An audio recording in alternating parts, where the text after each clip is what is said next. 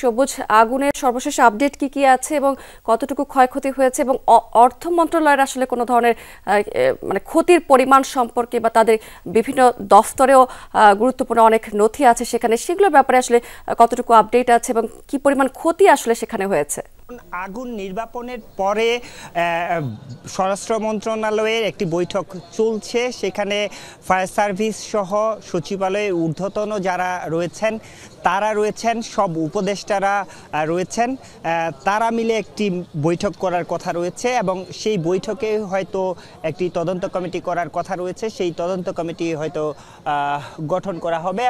শ্রীলঙ্কা আবারও রপ্তানিতে শীর্ষে এবং এই ঘটনাটি কিভাবে ঘটলো সেই বিষয়গুলো নিয়ে মূলত আলোচনা হয়তো হবে।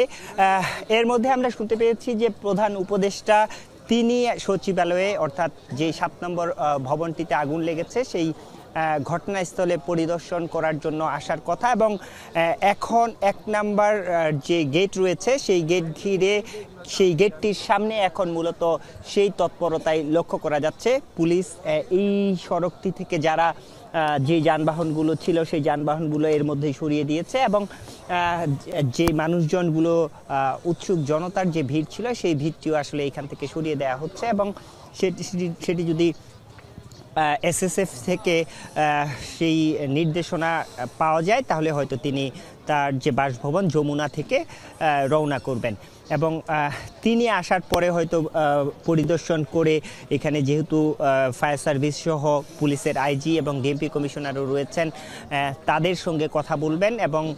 এই ঘটনাটি কিভাবে ঘটলো সেই ঘটনা সম্পর্কে হয়তো একটি ধারণা তিনি নেবেন। তবে এখন পর্যন্ত এইখানে যেই বিষয়টি চলছে, যেহেতু 6ষ্ঠ থেকে 9ম তলা পর্যন্ত 4টি ফ্লোরে আগুন এবং বড় একটি ভবন,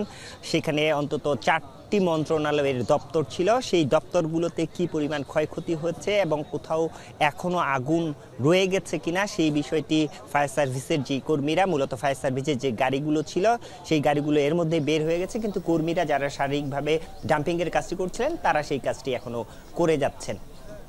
সবুজ, অনেক ধন্যবাদ আপনাকে।